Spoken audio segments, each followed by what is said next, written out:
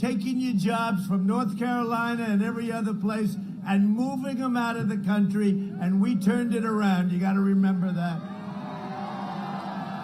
These corrupt forces, they don't see our nation as a protector of its citizens, but as a vehicle for personal profit and power at your expense. And you see it happening right now.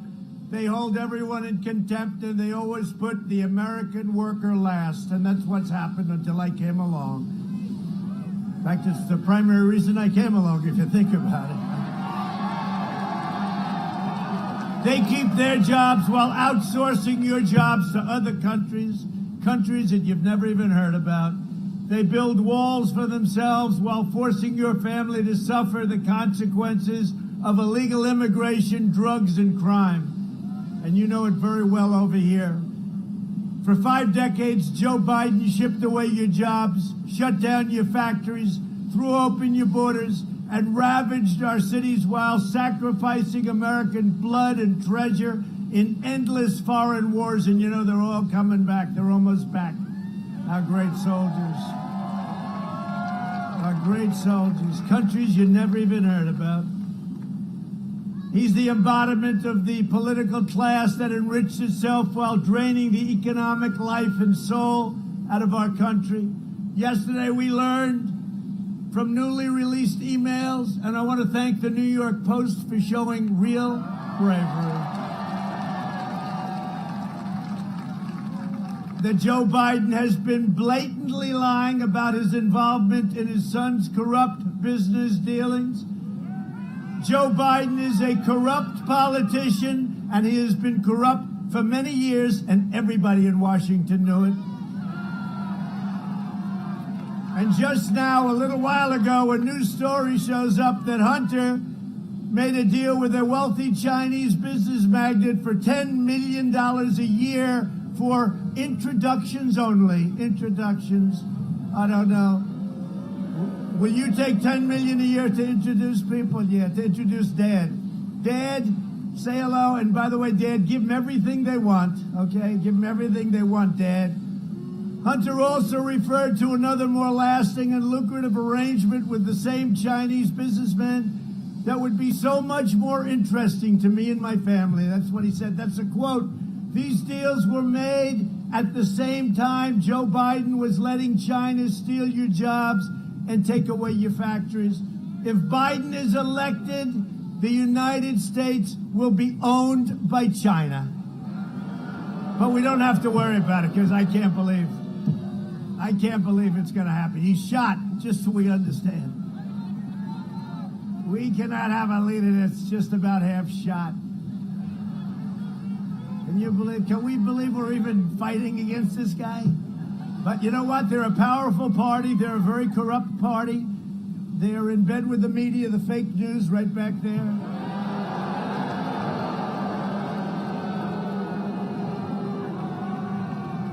And totally protected by big tech. If I said what he said, they'd be calling for me out of there in 24 hours. What this guy has said.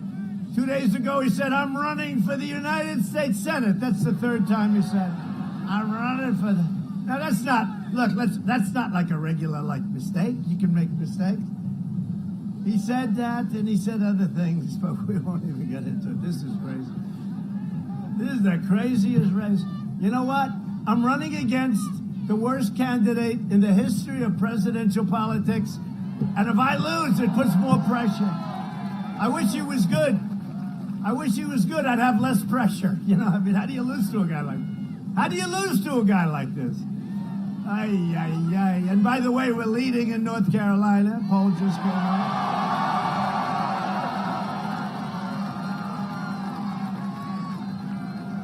I think we're leading everywhere where people are intelligent, actually. And we just got to report the lines are through the roof on areas that would more typically vote for us. I'm trying to be diplomatic when I say that. Thank you.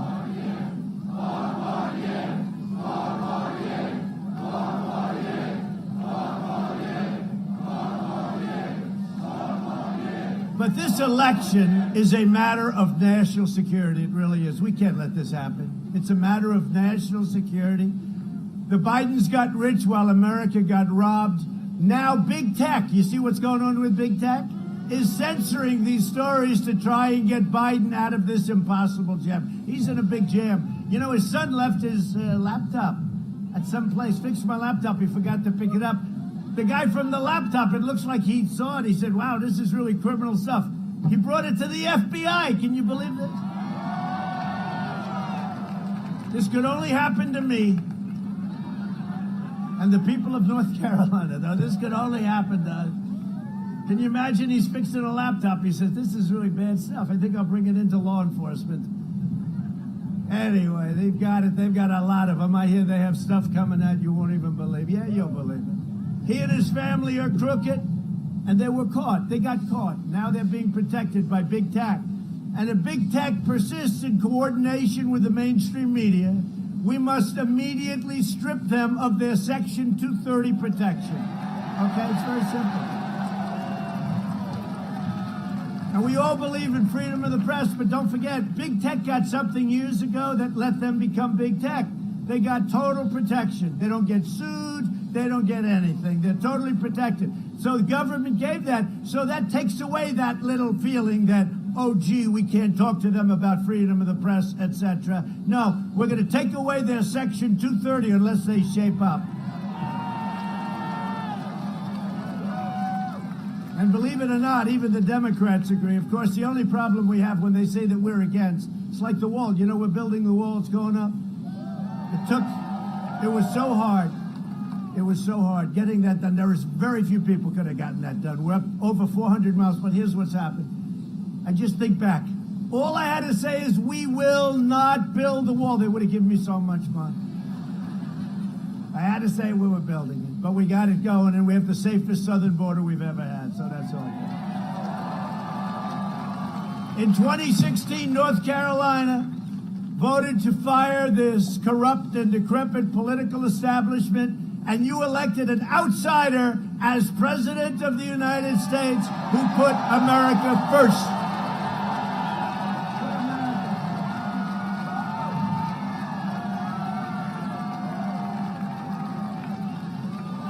Now, we've done a job. We've done a great job, and it's been amazing. And our comeback, you know, nobody's ever done anything like what we did, and then we got hit by the China plague. Shouldn't have let it happen. And we're now coming back at a level that nobody's ever seen before. Nobody thought it was possible. They thought we'd be at 42% unemployment. We just hit 7.8%. Can you believe it? Now, we were at 3.5%. I even went to North Carolina. I needed a good chief of staff. I said, where is he? Where's Mark Meadows? Where's Mark? Where's Mark? Come here, Mark. Come here.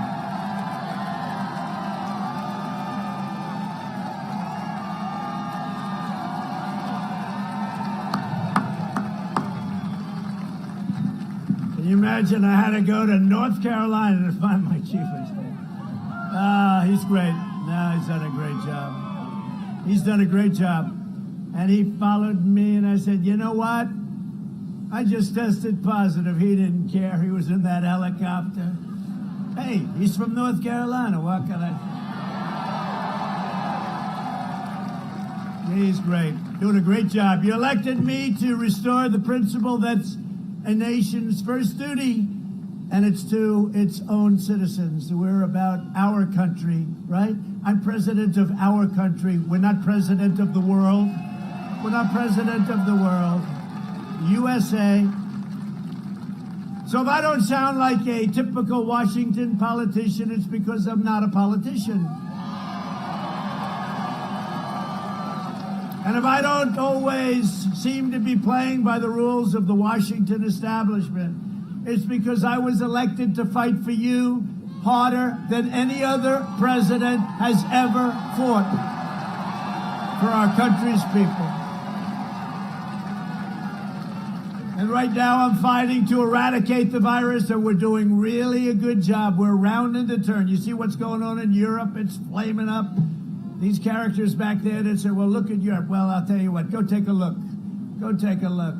No, we're doing a great job. We're doing a great job. They didn't give the credit. I don't want the credit, but our vice president worked 24 hours a day. Mike Beck. And we had a lot of governors. They worked with us, but we had some that were really good and some that were really not so good. I'll let you know. One day I'll write a little book and I'll tell you who the good ones were. But we made a lot of people look good. We've done a great job, and we have some incredible statistics. But we want to rebuild the economy, and that's happening quickly. We have the greatest economy we've ever had. Think of it. Now, we closed it down. We saved 2 million lives by closing it down. We closed it down, and now we're building it back up. And by the way, North Carolina, tell your governor, open up your state, open up your schools. Right?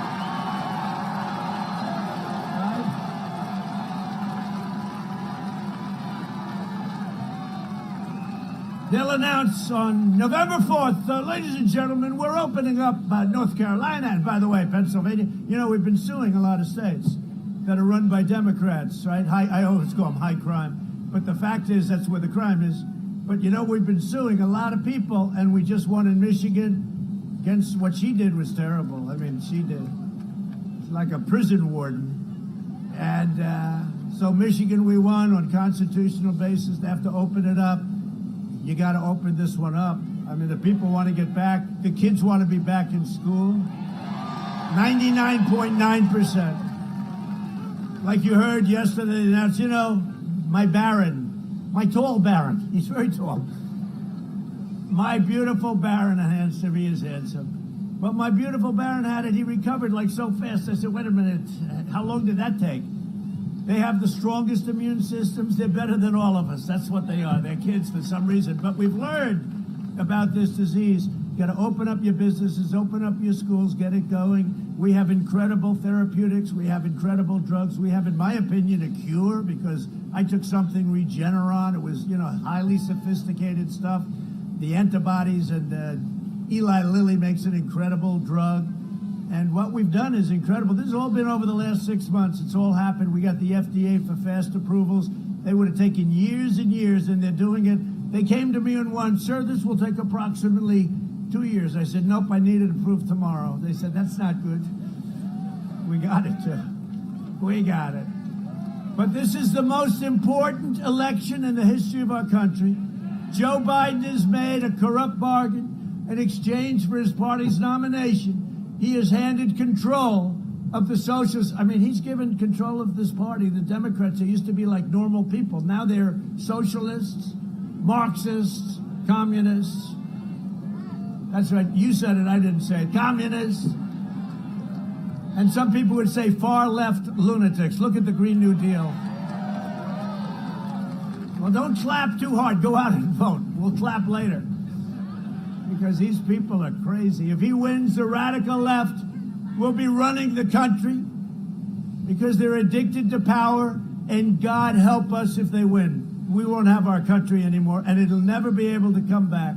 They never do. You know, if you look at 20 years ago, Venezuela had oil, had wealth, had the less than 20 years ago, had everything. Now they don't have water, they don't have food, they don't have medicine. They have nothing but killing all over their streets. This happened in a short period of time, and it's the same ideology. You see it. The Democrat Party talks about decency and decorum while they demonize cancel. You know the word cancel, right? They want to cancel your culture and persecute anyone who refuses to bend to their will. I don't think they like me too much, do they? They don't like me too much.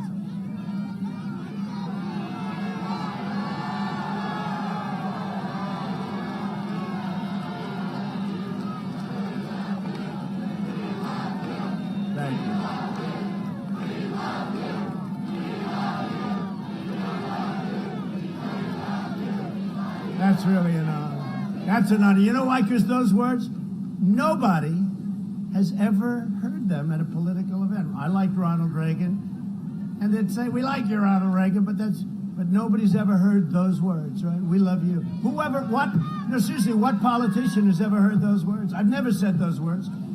And that happens, and I consider that a great honor, and thank you very much.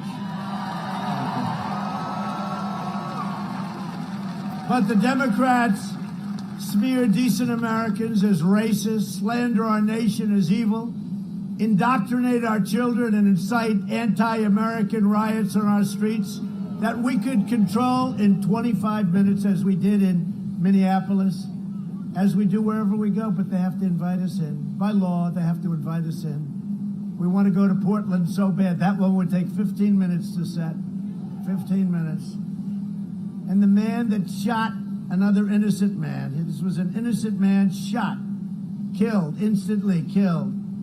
I said, what happened? Well, we haven't arrested him 2 days, 3 days went by. We sent in the U.S. Marshals. Took 15 minutes, it was over. 15 minutes, it was over. We got him. They knew who he was. They didn't want to arrest him. And 15 minutes, that ended. Anyway, and they call themselves peaceful protesters. You know, in theory, we're not supposed to be. And look at all the masks. You know, they keep saying nobody wears masks. Wear the masks. Although then they come out with things today. Did you see CDC? That 85% of the people wearing the mask catch it, okay?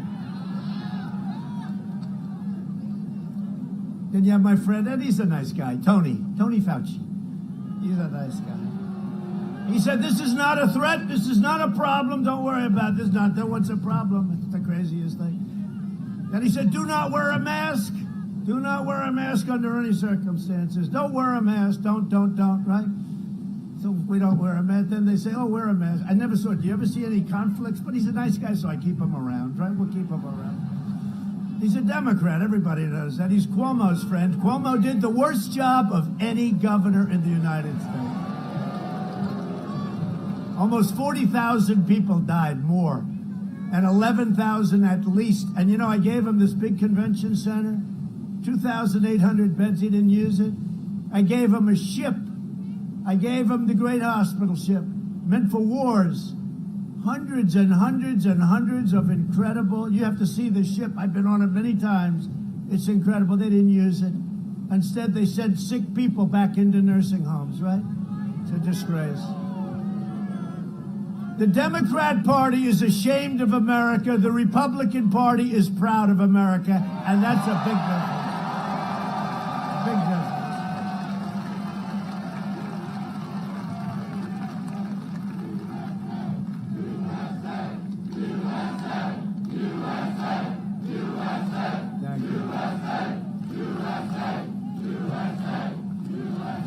So, you know, I'm being set up tonight, right? So I'm doing this town hall with Concast, C-O-N, right? Con, because it's a con job, Concast, C-O-N, not C-O-M, C-O-N, cast.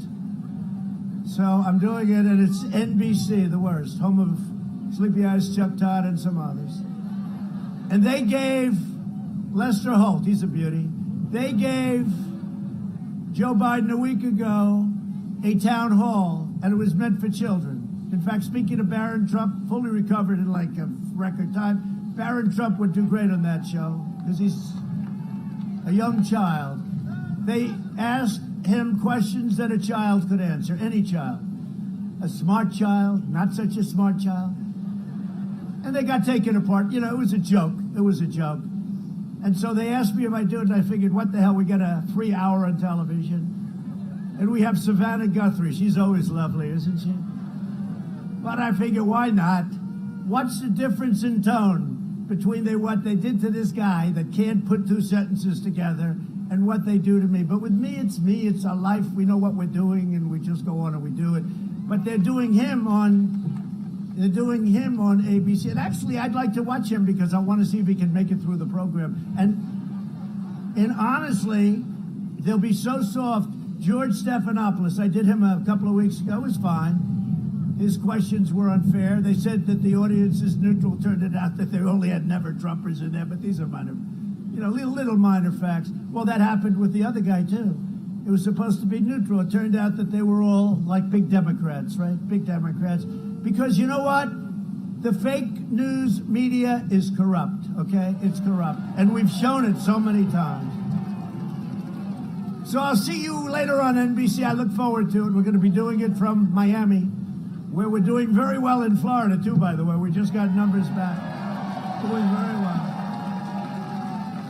And the senior citizens are liking us, I think, more and more every day. Every day they see what we're doing. every single day, but we're going to be doing that from Florida, so you watch tonight, you know, if you want to have a little entertainment, watch. Let's just see, I just want to see the tone of the way they treated this character and the way they treat us. It's not me, it's us. The way they treat us. So the candidate whose supporters are burning American flags, and I say all the time, let's put in some kind of a major resolution. You burn an American flag, you spend 1 year in jail. Do it.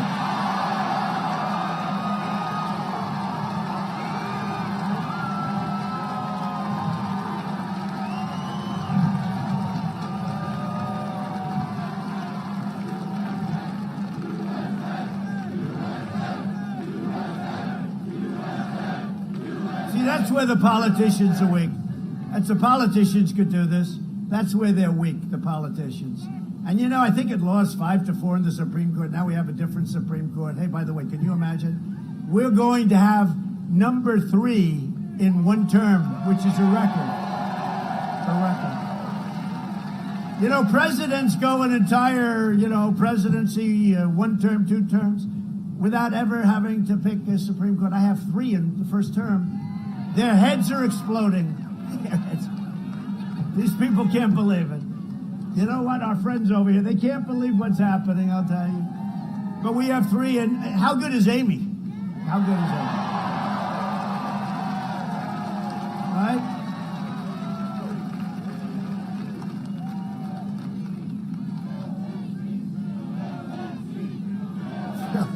It's happening. They said, he should not be able to do this. I said, why? I'm in my 4th year. He should not be allowed to do it. But then they have a quote from Justice Ginsburg talking about, I guess it was Obama, right? That, well, wait a minute, he's elected for 4 years. He's not elected for 3 years. That didn't help them, that didn't help their cause. No, we got it done. It looks like it's going to be done very soon. They have a 1-week period where they sit, but they're getting out of committee. And it's very exciting, and I'll tell you what, she's been flawless. She hasn't made a mistake. She's toying with those Democrat evil people.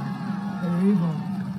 The way they treated Justice Kavanaugh was one of the greatest disgraces. I've never seen anything like it, and I've watched a lot of unfair things. I get treated that way all the time, okay? But I want to tell you, I've never seen anything like it, the way they went after Justice Kavanaugh. With false accusations and everything else, it's a disgrace. But they're not playing that card here. They're not playing that card. At least so far, they're not. But we'll be watching very closely. But she's been spectacular. She's getting rave reviews. She's a great intellect. Her professor, who is a great professor many years, said the single greatest student that he's ever had. That meant something to me. It's always nice. As long as you're doing it, you might as well put smart people. Now they'll say, he discriminates. He discriminates against others. No, I'd like to have smart people on the Supreme Court. And she's been great. But the candidate whose supporters are tearing down our statues is not going to deliver any civility. And by the way, we solve every problem. And these are Democrat, radical left usually, but Democrat areas that are having these high crimes. The Republicans are doing fantastically well. Remember it. No cash bail. They do things that nobody could even conceive of. And they're out of control. But you know what's going to bring it all together? Success. Because we were bringing it all together. Before the plague came in from China, it should never happened. They shouldn't have let it happen. They let it happen. We're not forgetting. They'll pay for it. But before the plague came in from China, well, Biden's not going to make them pay. No, he's going to get cash. They pay his son a lot of money. What's he going to do? Say, hey, you shouldn't do this? And that's true. That's like common sense. Look at the money they've taken out of China. I'll tell you what, he really is. He's a corrupt politician. Just remember it. And I'm going to say it more and more. And Facebook and all can try and shut us down. But you know what? Everybody knows it. You don't have a kid who gets thrown out of the military, hasn't got a job for a long time. His father becomes the vice president. And now this kid's going into every country, walking away with millions of dollars from every country with no talent, no skill, no expertise, and the press doesn't want to cover it because they're corrupt. Is that true? I mean, how true is that? And then you look at the way Joe Biden lives. He lives on a politician's salary for his whole life, 47 years, right? And he lives in these beautiful houses all over the place. I haven't seen him, but he's a politician, and you're not supposed to live like you've made $20 million a year. So he's corrupt as hell, and everyone knows it. Joe Biden and the Democrat socialists will kill your job, and that's what they've done. They've killed your jobs, dismantle your police departments, and that's what they're doing. Dissolve your borders, release criminal aliens, raise your taxes by 4 times. And how about this? How about the fracking? There will be no fracking. You know, that's what everybody was against because, you know, the super radical left primaries, right? There will be no fracking. Here's Biden. No, I said there will be. How many times do I have to say it? There will be no fracking. Now he gets a nomination. The following day, he said, no, there will be fracking. And I said, okay, he's going to get killed by the media on this. They never even asked him the question. I hope you're watching Pennsylvania because you will lose 1 million fracking jobs almost immediately. Because you know what? Joe has no control over that party. That's all AOC and Crazy Bernie and all these maniacs. But we were coming together really well. There was going to be, I was getting calls from people that normally I wouldn't want, and they wouldn't want me. And they're saying, you know, it's amazing. We had the best unemployment numbers we've ever had. We had 160 million people working. Think about it. 160 million. We were never even close. We were beating China at a level that they've never been beaten before. I was charging them tariffs. They didn't know what the hell to do. And you know, they were always going to overtake us in 2019. If you go back 15, 20 years, 10 years, China was always going to overtake us. 2019. Well, in 2019, we became much, much bigger. And we were way overtaking them, and they weren't even close to overtaking us. It was just the opposite. But we were coming together as a country because everything was good. Hispanic Americans, African Americans, Asian Americans, women, people with diplomas, people without diplomas, people with no high school education, PhDs from MIT. Everybody was coming together. And then we had the plague. But that's going to bring us together again because you had your best year in the history of your state. You had the best year last year. The history of your state. You're going to have a better year coming up. This is going to be a better year. And watch your third quarter. Watch your third quarter. But the radical Democrats will confiscate your guns, destroy your suburbs. I keep hearing about the suburban women.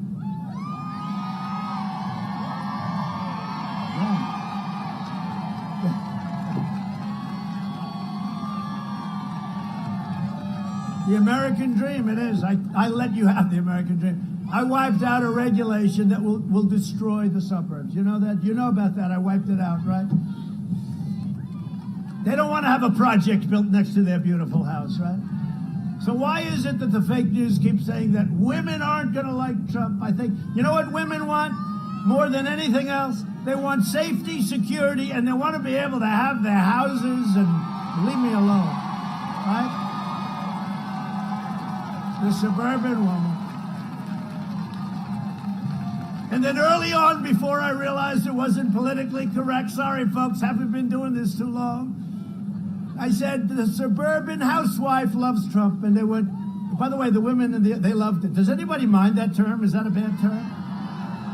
You know, the only people that mind it, those people with the cameras. Look at them. Look how innocent they look, and they're not innocent. They're not innocent. The enemy of the people. I call them the enemy of the people. But anyway, so the suburban women should love Trump. Now, this is the same thing this is like a carbon copy of what happened last time. Not nearly as bad. Remember, you had 9 states. I was going to lose all of them the day before. And they were just wrong a little bit. I won all of them. So I was going to lose all 9. They said, this will be a horrible evening for Donald Trump. That wasn't President Trump. That was Donald Trump. This evening will be over very shortly. Then we win Florida. We win North Carolina, by the way. We win South Carolina. We win Georgia. We ran the coast. We just ran it one after another. And Remember it said, you had this little crazy chart on NBC. And that's when the people started crying that worked there. My God, what am I going to tell my wife after 2.5 years of saying he's not going to make it? And remember it said 3%. I had a 3% chance, right? So it's a 3%. Then we won Utah. Remember, we were supposed to lose Utah. We only won by 22 points, you know. Very accurate, but so we win Utah. So it goes 3%, 5%, 8%, 12%, 21%. Now they're saying, man, that number is getting bad up there. That little number. Then it started getting smaller, you know, because they made the number small, but the number was actually getting bigger. 21%, 25%. Then we won a place called North Carolina. So it went from 25 to 32%. Right? Do you remember that evening? Wasn't that great evening? Started off with Ohio, remember? You cannot win unless you win the great state of Ohio. I heard that for a year. And then we won Ohio by 8 points. Everyone said, nobody wins it by 8. By the way, we're doing better there now than we did 4 years ago. And the great Jim Jordan and all those guys. So we won by 8 points, and that was the beginning. They said, wait a minute, not only did he win, he won by a lot. But that was like the little signal as to what was happening. So then it goes to like 25, then 31, 35. Now we hit the 42. So now I have a 42 chance of winning, and I'm looking at all these other states, and I'm leading in most of them, right? We won 32 or 34 states. So it goes 34, 38, and now they're going, oh, what's going on here? And remember the guy, right? John King at CNN? And he's good with the board. I like it, you know, he got nice action, but, you know, wasn't so good that night. He was shaking. And he's going, well, okay, well, look, this is not looking good. This is not good. I don't know. And now he's a nervous mess, right? And he's going, what's going to happen? What's going to happen? Who's there, Heather? Oh, Hammer, Bill Hammer. Well, Bill Hammer's a good guy, right? Bill Hammer's a good guy. Oh, he said Hammer's better. I agree with that. Hammer's better. Hammer's a good guy. But you know what? It's very interesting. So then we go from 42 to 48, 54, 60, 64, then 71. This is in our favor. Then 78. Then you see all the people screaming and crying. And the most beautiful convention center. They had that. Remember, they had the earth that was shaped like the United States. And they had the podium on the state of Florida out there hanging out over. And I looked, I said, you know, I said to our great First Lady, I said, First Lady, that is the most beautiful looking thing I've ever seen, the way they had it. They spent a fortune. But they knew something was wrong because they went to Grucci, right? And they were on the river at the convention center. And they had a big display of 4th of July, the whatever the hell it is, right? The fireworks. And they paid a lot of money. But now they had to pay $7 million. They owed $7 million to Grucci, and they were all set to do it, and then they decided to cancel. So I then called up Grucci. I said, listen, it's way far away from my location, but I'll give you $1 million, okay? I tried to buy their fireworks. I figured I'd give New York have a little fun. But I'll never forget that beautiful, and it looks so beautiful, 5 o'clock, it's beautiful. They're all looking like, oh, they're going to have a big evening. And by 8 o'clock in the evening, you watch these people. Remember the woman who's screaming? You know the one I'm screaming. How about her? You think she's a reasonable person to deal with? And she was screaming. They're screaming. And it was, and they talked about the glass ceiling, right? The woman breaking the glass ceiling. And it didn't work out that way. The glass ceiling broke her. But there will be a woman that breaks the glass ceiling. It just won't be Hillary. And you know who else it won't? You know who else it won't be? It won't be Kamala. Won't be. It won't be Kamala, but we worry about her. I'm very concerned about her because, as you probably just heard, just before I walked out, 2 of the people that travel with her, her chief of staff and somebody else in the plane with her all the time, they have been tested positive for COVID-19. So we extend our best wishes, right? right? Yes? We extend our best wishes. We extend our best, which is more than they did to me, but that's okay. That's okay. So let's see what happens. I mean, it's a tricky thing. It's dust. It's a little tricky thing.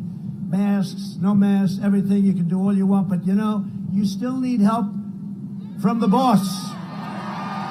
We need help from the boss. That's what happened. We need help.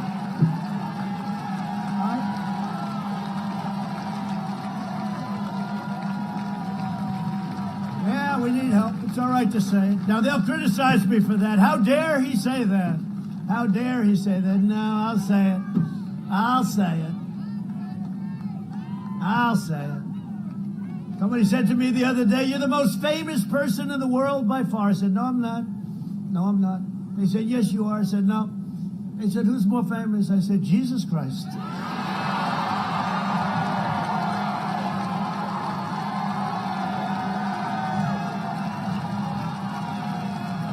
I'm not taking any chances. I'm not going to have an argument. Hey, I'm not having any arguments. Jesus Christ. I'm not going to take any chances. I'll give it, I guarantee. And let me look up and I'll say, and it's not even close. To defend our Constitution, I proudly nominated Amy Coney Barrett to the United States Supreme Court. It's been so popular. A lot of people said I got elected because of the United States Supreme Court. I don't know that it's true, but when I ran, people knew who I was and all, but they didn't know too much about my politics, and they figured maybe I'm liberal, maybe I'm, who knows? They didn't know. And they weren't happy because they didn't know who I was going to appoint as a Supreme Court justice. Was I going to put a radical left person like he will put? He's got to give a list, by the way. Not only can he not pack the court, which would be horrible. Horrible for a country, for that institution. But he's got to give a list of 10, 12, 15, 20, 25 that he will only pick from. Because people have to be able to see who he's going to pick. You can't let somebody go up and put a crazy, radical left justice in the Supreme Court. So I'm going a step further than them. They don't press him much. How about if I said what he said? He said, no, I'm not going to say it. I'll tell him after the election. Oh, that's great. That's wonderful.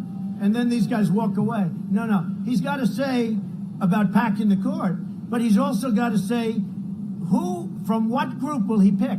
Give the names, because you have to know that. You have to know that. And they say that's what won me the election. I don't know if it's true, but a lot of people say because I came up and I was having when I first went, had a lot of bite back, where people were saying, well, wait a minute, who's he going to pick as a Supreme Court judge? And I said to my people, who are some really great people, I said, give me the top 25, it was 20, and then ultimately expanded to 25 judges, lawyers, a group of people. Give me the top 25 judges, etc., in the United States. I want the smartest, the best, the most brilliant, and I'm going to put them in a list. And I didn't know, I don't think, almost any of them. But these are the most respected people. They believe in a thing called the Constitution, okay? Which Biden's people won't believe in. You'll see some real beauties if they put in the truth, right? That's why they don't want to do that, because you couldn't win an election if you had to do that. So I said, give me the top 25. And then I went out and I played a little bit cute. I said, all right, I will pick somebody like these people. And you know what? That didn't play. They said, no, you have to pick one of these people, two of these people. That's what I did. I said, all right, I'll do that. And they say that was 20 or 25 points in terms of the percentages of what I got was a big thing on the United States Supreme Court. Well, I've done it again. I've now taken my original list, and we had two great people put, as you know, Justice Kavanaugh, Justice Gorsuch. And by the way, nobody's ever suffered like Justice Kavanaugh, what he went through. Nobody. But we put Justice Kavanaugh, Justice Gorsuch. They're fantastic intellects, fantastic people. And now we have Amy to go along with it, and it's going to be unbelievable.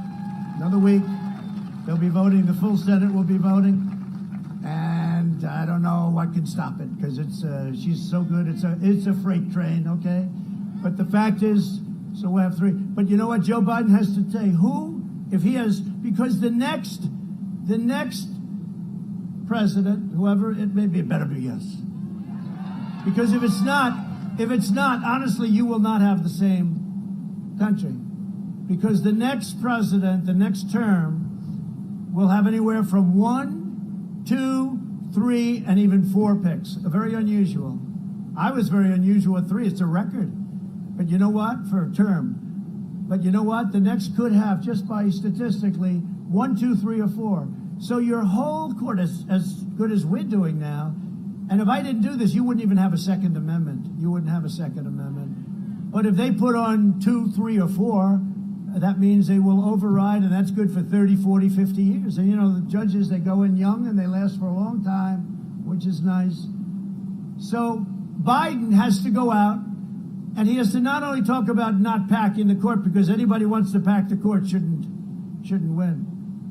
And Justice Ginsburg said that. She said, no, the 9, we're friendly, we get together, we're for the country. She said, she made the greatest case for 9. Once you get a big group of people, then you're into the Senate, you're into the House. You know, we've already got that, right? And this is a great institution, maybe our greatest institution, and we can't let some radical group of people destroy it. So, number 1, he can't pack the court, and number 2, he's got to explain one of 25 or 30 or 40 or 50 people. But he's got to put up a list of people from which he'll choose. And the voters have to know who those people are. And he can't get away with, I'll tell you after the election, and then destroy our country. He can't do it. So that's it. That's it.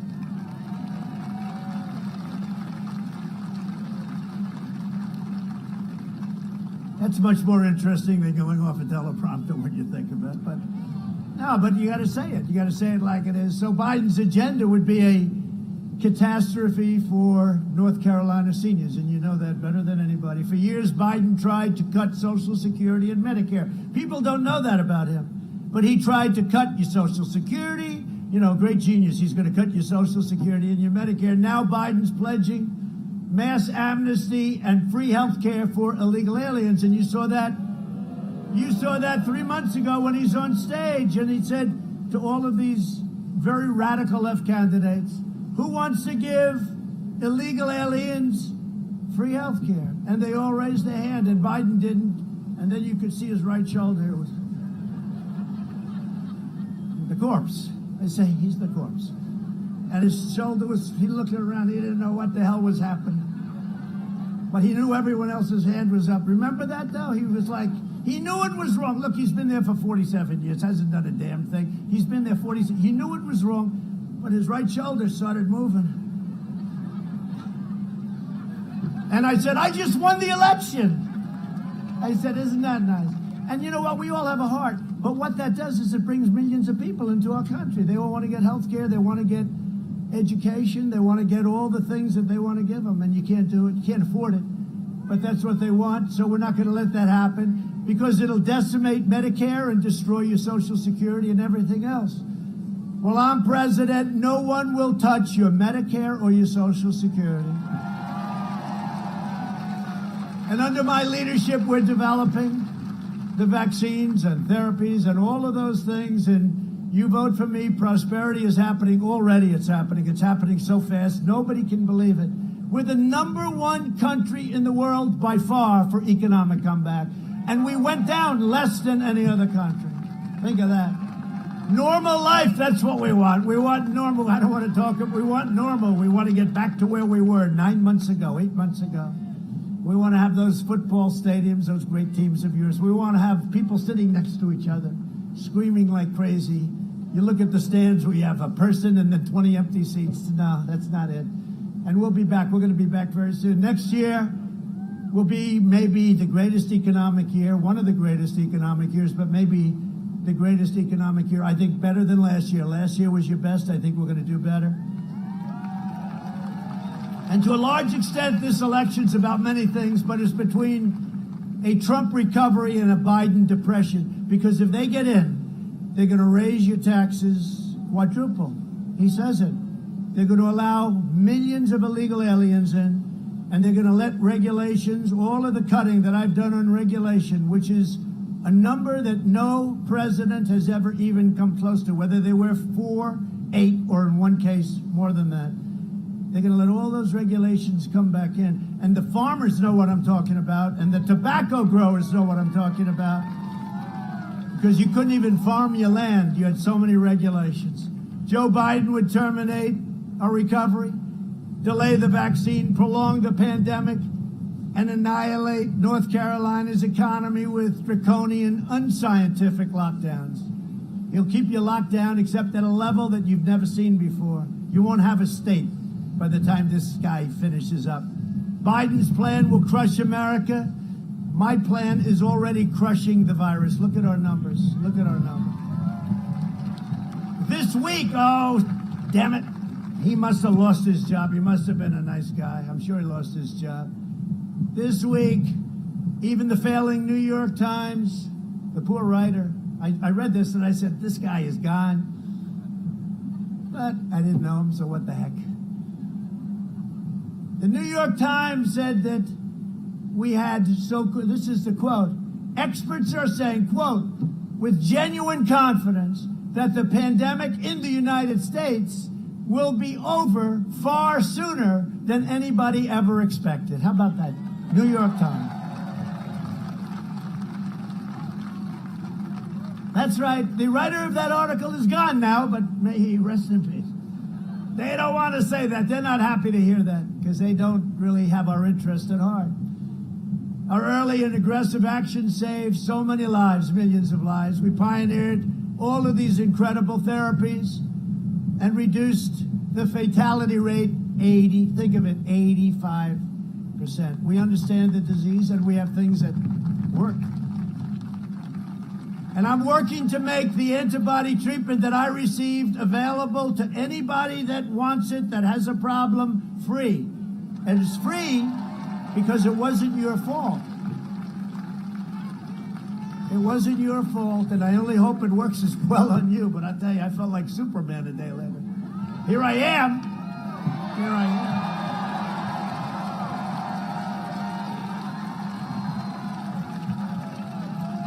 I actually looked at the doctor. He's here with us now. Great doctors. We had so many doctors. I never saw so many doctors. All geniuses. Lowest IQ, 187. And they weren't thrilled. But I looked at him and said, I don't know what the hell you gave me, but I want some more of it. Now, it was a transfusion, and it was, like, amazing. So we're going to make that available to everybody. We're trying to get it immediately approved by the FDA. And Dr. Hahn is working at the FDA to get it. And hopefully you don't need it. And for the most part, you won't need it, I think, for the most part. But you need it. We're going to get it to you, and you're going to get it, and you're going to get better. And I call it a cure. They call it a therapeutic. I call it a cure. Regeneron.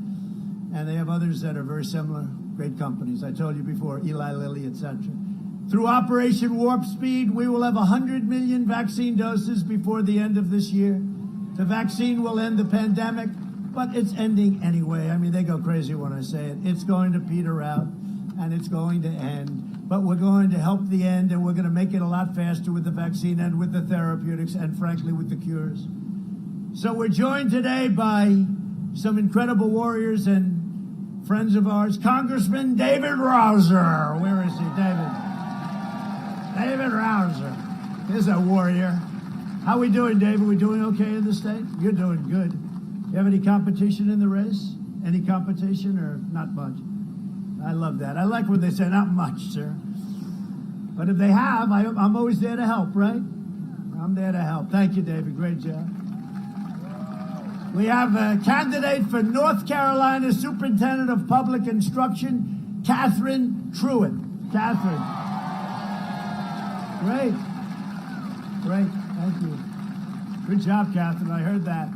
Chairwoman of the Republican National Committee, Ronna McDaniel.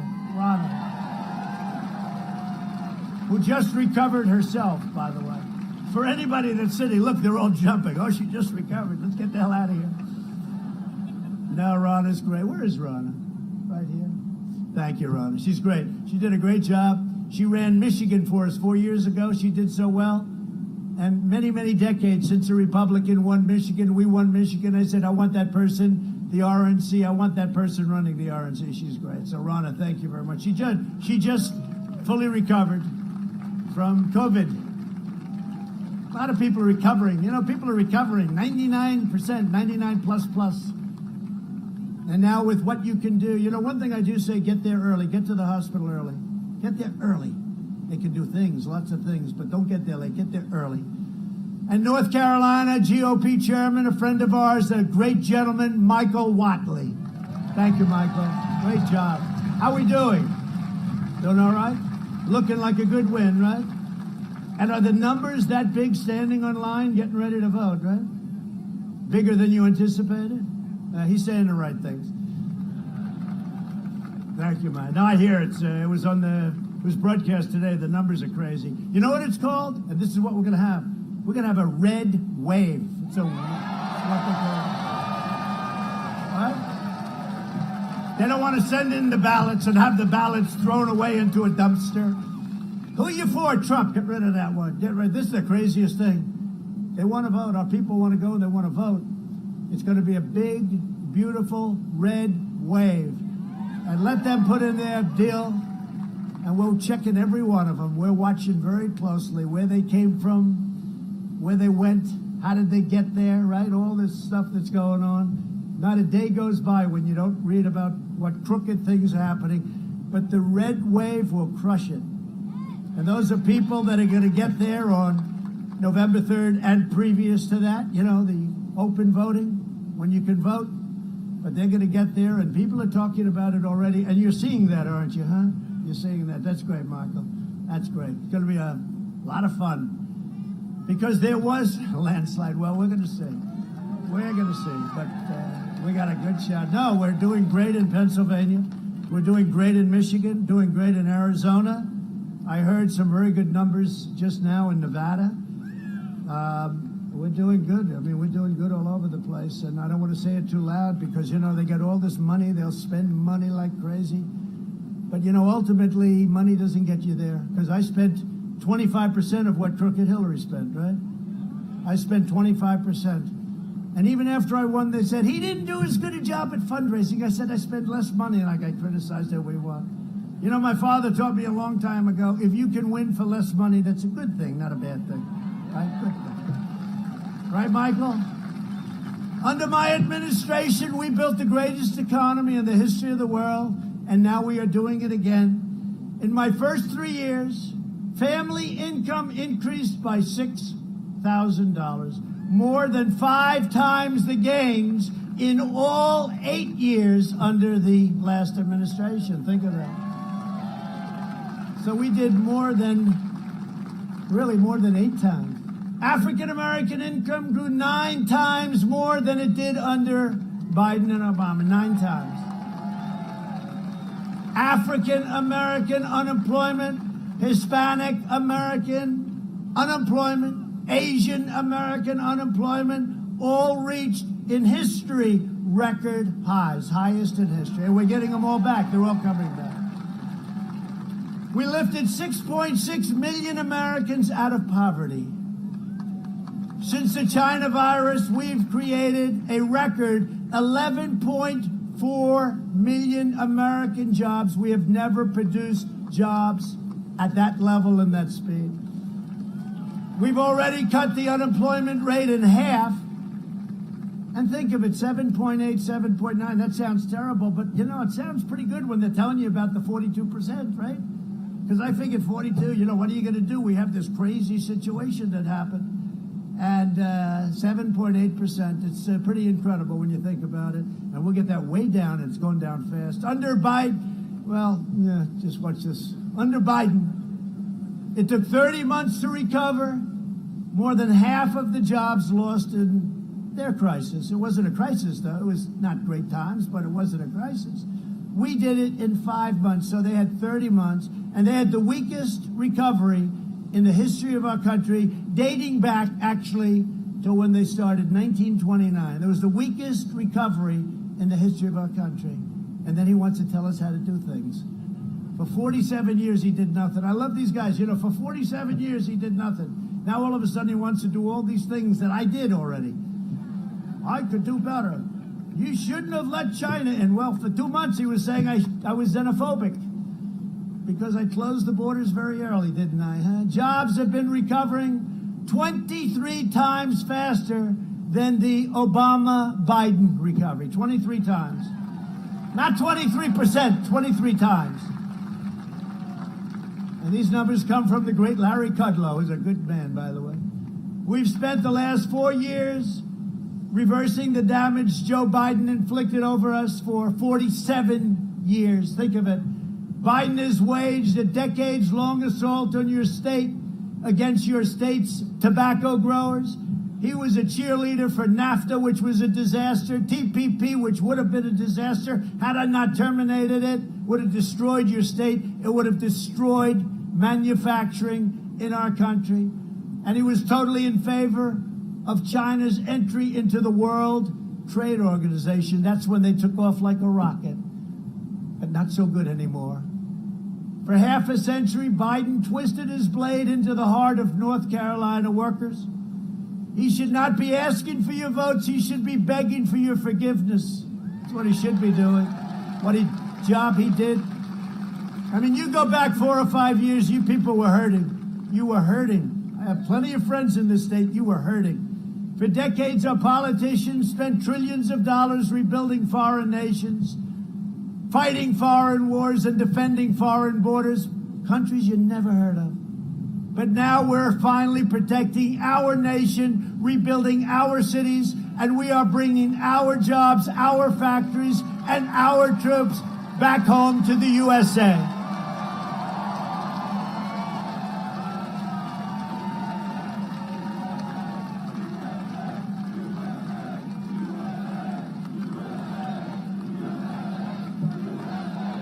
It's probably the main reason I ran in the first place.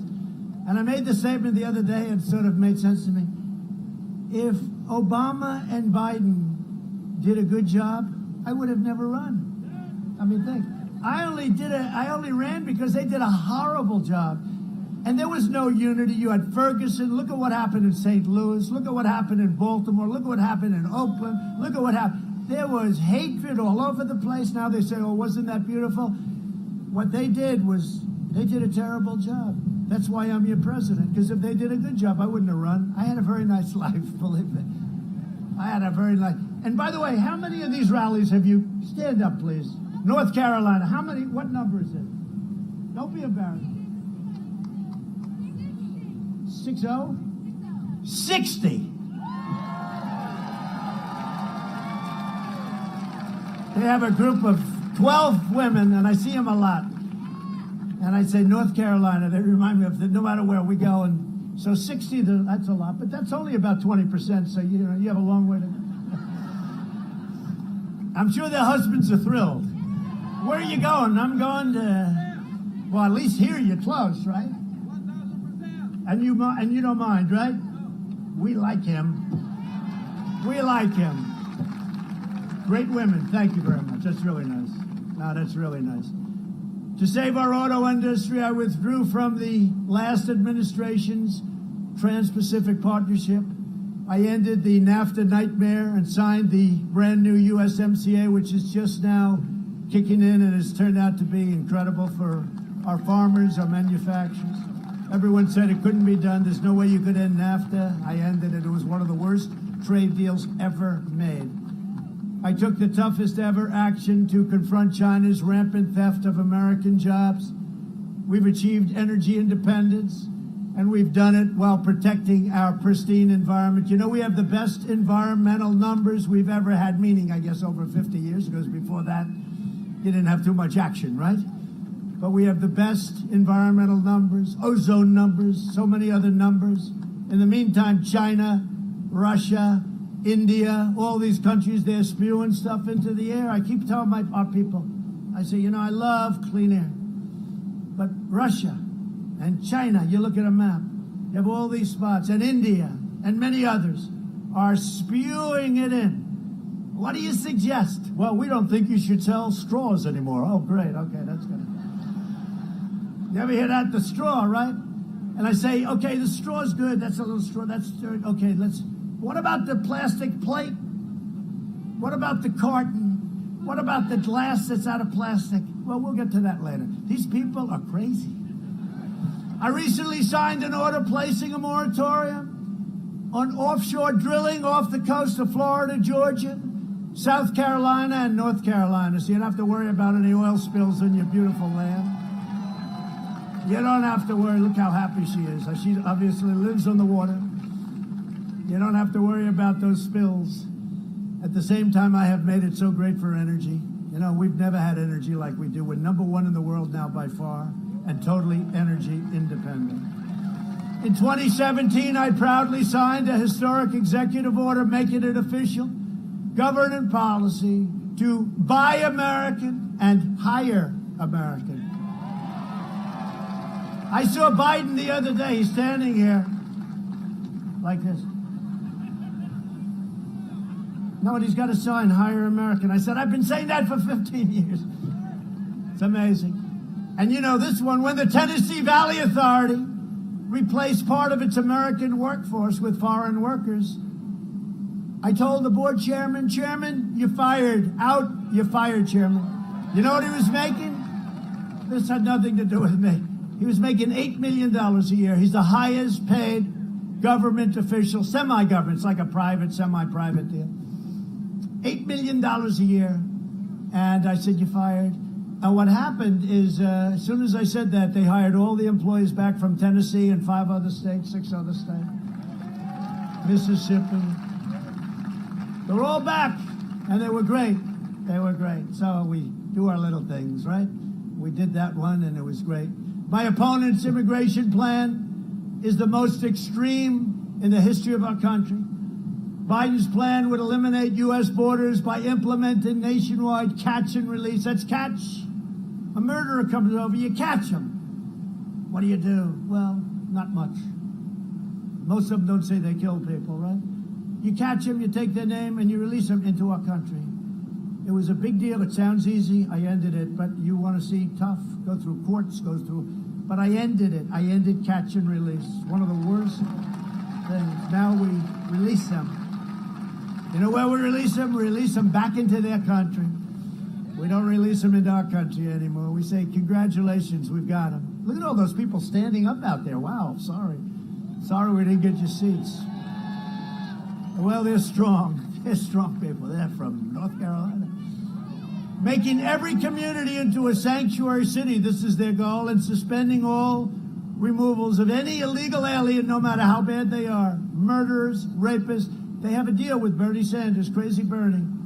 He lost twice. Greatest loser of all time. He lost the first time, and he took it.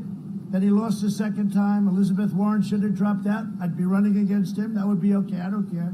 There'd be more energy, smaller base, more energy. But it happened twice to Bernie. But I would really be watching and very careful, because it would be the total nullification of U.S. borders. They don't want borders. They want to have this country, and what would happen would be our country would be overwhelmed with illegal immigration coming in. Your jobs, crime would go through the roof.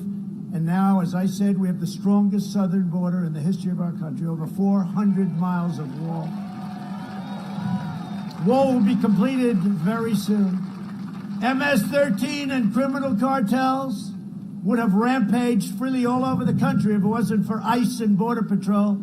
So we've gotten rid of thousands of MS-13. We delivered them back out of our country. We said, congratulations, here they are. You take them. We're not taking them. These are bad, some bad people. If Biden wins, your borders are gone, which means your health care is gone, the middle class is gone, and your safety is gone. It's very simple.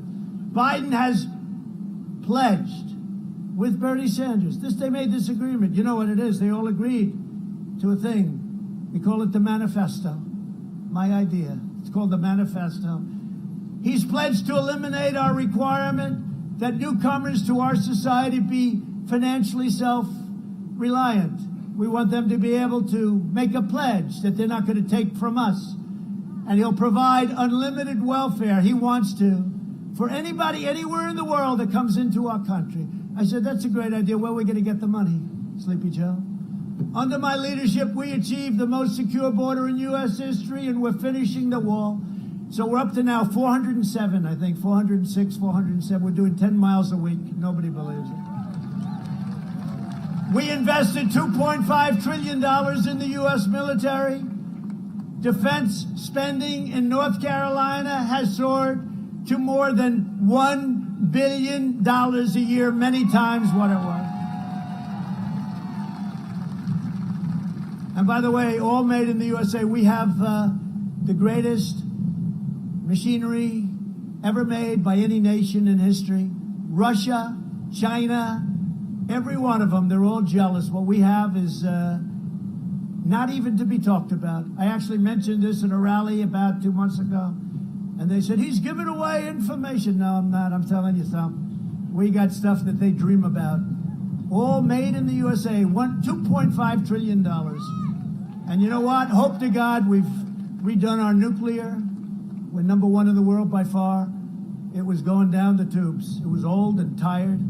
But hope to God we never have to use it. Remember when I came in, they said with his personality, we'll be in a war in the first week. Where's the war? Right? Where's the war? Remember? You would have been in a war without me, because North Korea, we were going to have a nice nuclear war with North Korea. And now I get along great with him, and everyone says, oh, that's terrible that I get along. No, it's a good thing. You know, getting along is a good thing, not a bad thing. And you get along through strength, not through weakness. You never get along through weakness. And we launched the first new branch of the United States Armed Forces. And I never even talked. When I came to North Carolina and talked to you, I never said this. So we actually did more than I promised. I'm the only politician, if you call me that.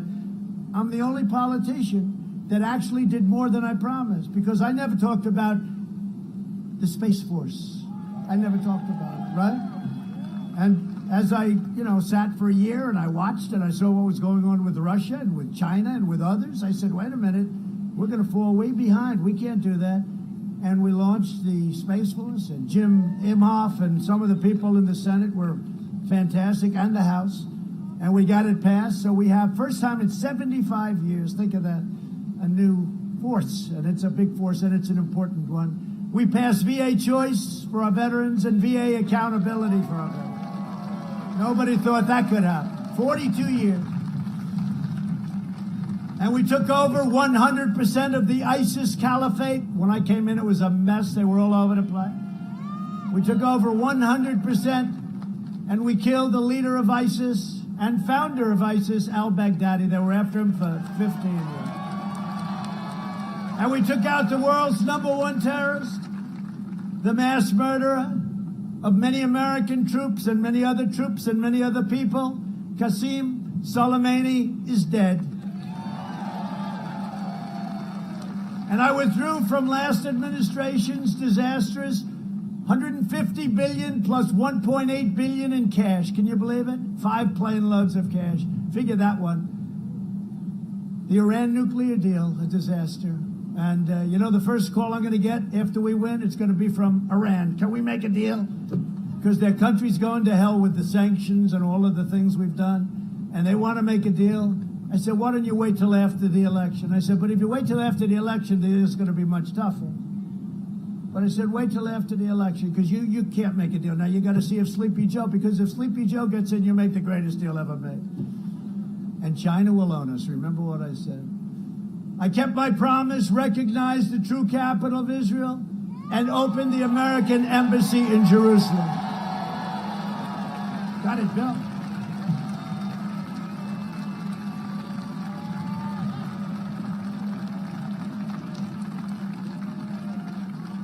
And we got it built, Mr. Congressman, right? We got it built, too. They wanted $2 billion to build it. I said, maybe we could do cheaper. I said to my people, I said, you know the story. Find something. Maybe we own some land. We did. It had a building on it. So we were going to spend $2 billion. I said, well, let's renovate the existing building. Is it big enough? Oh, it's too big, actually. And how's the location? Much better than the one we were going to buy in Jerusalem. I said, all right, come back with a price. David Friedman, who's one of the most successful lawyers, now he's the ambassador to Israel. So he calls me up 2 days later. He says, sir, I think we can do it for $350,000. I said, David, So from 2 billion, I said, well, what's the difference between the 2 billion version and the 350,000? He said, sir, honestly, the 350 will have a better location, a better building. It's actually better. Now, who would believe stories like this? Huh? And I actually told him I did something I don't think, Congressman, I've ever done in my life. I said, David, it's too cheap. It doesn't sound good. Make it more expensive, please. So we made it 500,000. Not bad, right? And we opened it up a few months later. So not only did we name Jerusalem, became the capital of Israel, we got the building built. This thing would have taken 10 years, 20 years, would have cost $5 billion. It would have been ridiculous. I also recognized Israeli sovereignty over the Golan Heights. They've been fighting over that for 52 years. And instead of endless wars, we're forging peace in the Middle East. I did more in 47 months than Sleepy Joe Biden did in 47 years. It's true. And now he's pushing the most far-left agenda ever put forward by a presidential nominee. The Biden plan would destroy your Social Security, and he would destroy all pre-existing conditions, and you know it, and so does he. Biden's running mate sponsored a bill to outlaw private health insurance. We have 180 million people that love their private health care.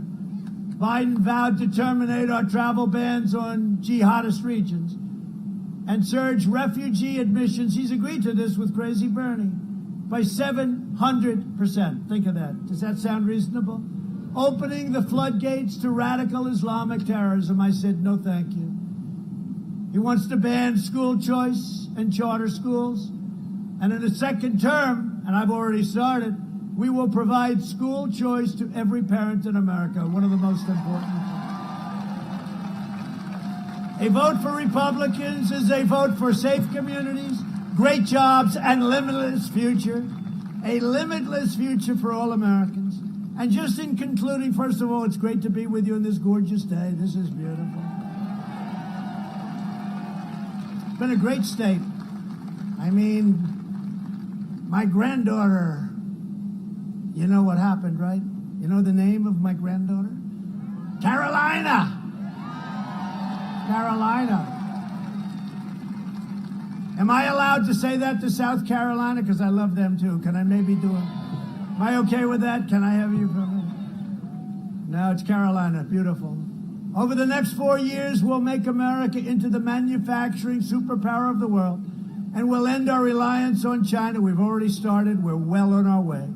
We will hire more police, increase penalties for assault on law enforcement, and we will ban deadly sanctuary cities. We will uphold religious liberty, free speech, and the right to keep and bear arms.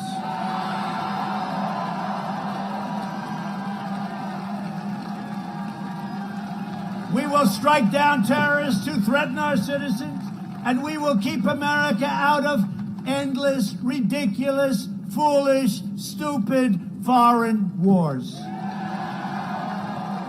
We will maintain America's unrivaled military might, and we will ensure peace through strength. That's what we have.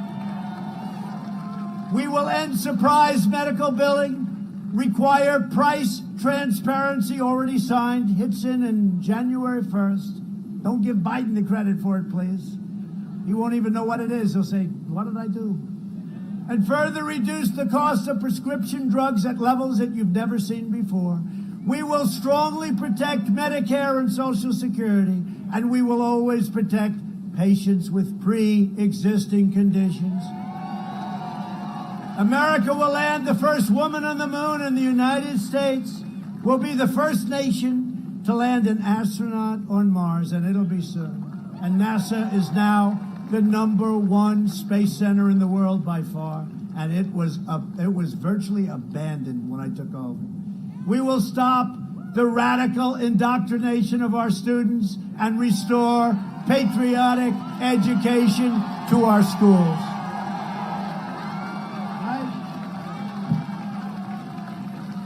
We will teach our children to love our country, honor our history, and always respect our great American flag. And we will live by the timeless words of our national motto, "In God we trust." And that won't be changed. They took the word God out of the Pledge of Allegiance, and they got absolutely decimated. They put it back. They said, no, we didn't mean, and then they took it out a couple of other times. That's where they're going, but it's not going to happen. Not even going to come close. For years, you had a president who apologized for America. Now you have a president who is standing up for America and standing up for the great people of North Carolina. So again, this is the most important election of our lives, maybe in the history of our country.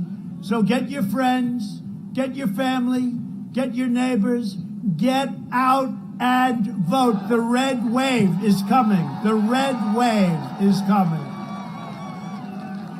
And remember, early voting starts, guess when? Today. So go down there.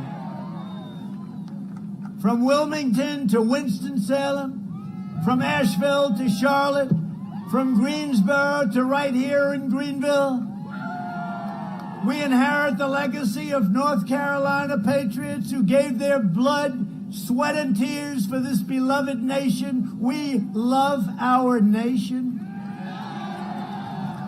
We stand on the shoulders of American heroes who crossed the oceans, blazed the trails, settled the continent, tamed the wilderness, dug out the Panama Canal, laid down the railroads, raised up the skyscrapers, won 2 world wars, defeated fascism and communism, and made America the single greatest nation in the history of the world. And you haven't seen anything yet.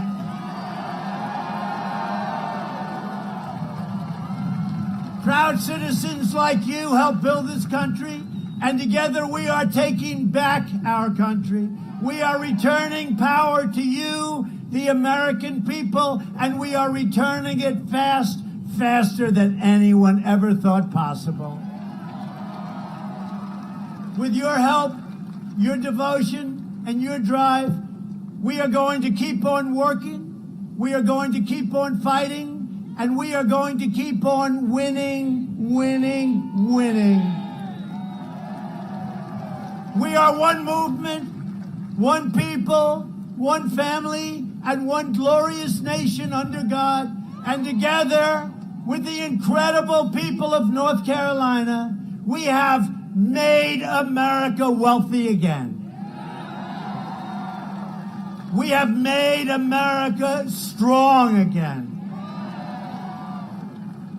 We have made America proud again. We're proud.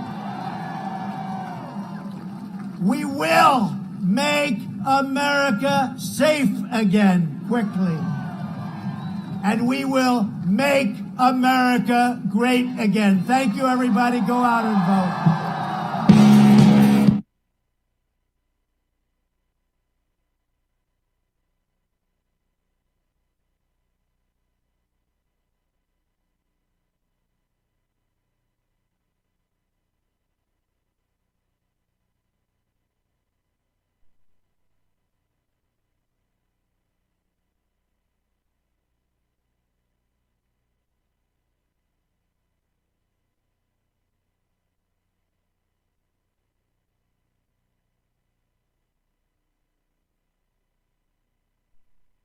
There you go, President Trump in Greenville, North Carolina, on the stump, going across the board, having a good time out there with everything, informing the folks. The whole Hunter Biden thing coming up on the enchilada coming up. Now it appears the Joe Biden campaign asked Twitter and Facebook, or Twitter, I think specifically, take down the story about Hunter Biden in the New York Post, which makes allegations that emails were on Hunter Biden's computer, knowing that specifically stating that Joe Biden knew back in 2014 that his son was working and getting money and so forth while he was vice president. And voila, Joe Biden has said, I've never said anything about this. Don't know nothing. I never talked to Hunter about this ever at all. There's some more stuff breaking on this. But then again, you hear the Biden campaign goes to Twitter and asks them to take the story down. Twitter takes the story down, and then they say, well, it's proof now that this is proof that Twitter took it down, that these allegations are false. They never said the allegations are false. They went and had Twitter take them down, and they said the evidence that Twitter took them down is reason that they are false. Why don't you just flat out deny them? Biden's a crook. His kid's a crook. They profited. God knows. There's more stuff coming out in the New York Post of possibly Hunter getting paid $10 million a year by a Chinese company. And part of that money is supposed to go to the big guy. Mind you, the Chinese energy company that was paying this, the head of the company all of a sudden just came up missing. I'll let you draw your own conclusions as to why. Mind you, they do things a little bit differently in China than in the United States. They, if you are a possible threat to the government in any way, a lot of times and a lot of people have just up and disappeared, never to be found again. Trump is on it. He said one thing, and I'm glad he said it this way. He said, I have ended and I will continue to end these stupid foreign wars. No Democrat has ever. Democrats have always gotten us into wars, into foreign conflicts we should not be in, spent trillions and trillions and trillions of dollars that did not go stay in the United States, that should have stayed in the United States, that made you poorer. And on top of that, even more injustice, how many American lives have been lost in these unjust, unconstitutional foreign wars? Joe Biden's been for all of them. Democrats have been for all of them. Joe Biden never pulled a troop out or voted to pull a troop out, or that while he was in the U.S. Senate or Vice President of the United States.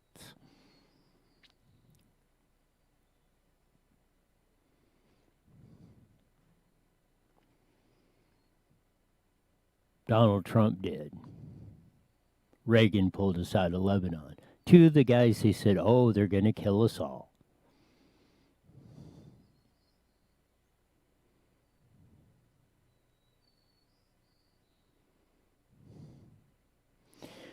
Kamala Harris. Why is her dad, Donald Harris, basically disowning her? Why doesn't Kamala Harris ever talk about her dad? Or much about her family, really?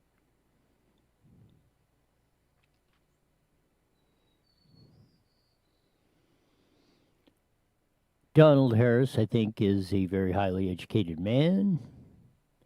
Stanford economics professor, Stanford University in California.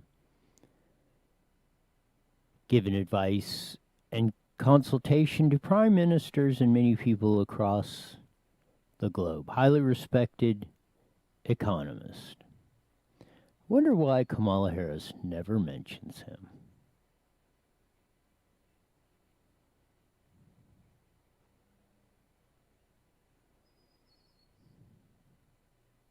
Mind you, if you're going to be vice president of the United States and ran for president, having a dad who was an economist, which is like a big part of running the presidency, you would highlight that.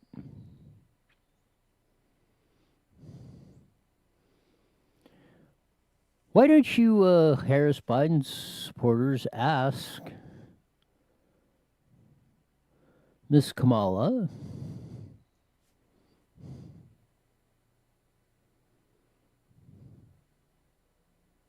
really close friend of Willie Brown back in the day,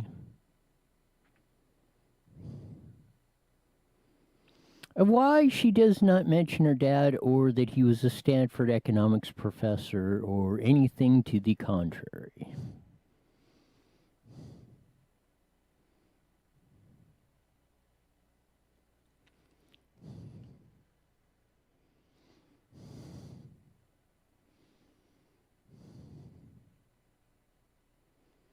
I think it's kind of interesting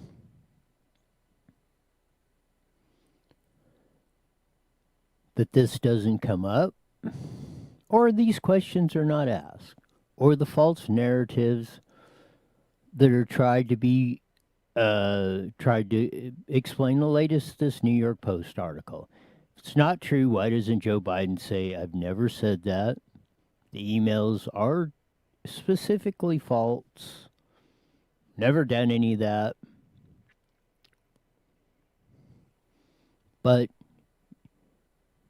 they go around and try to get Twitter to take it down and say that is justification for claiming that they're false, not saying that they are.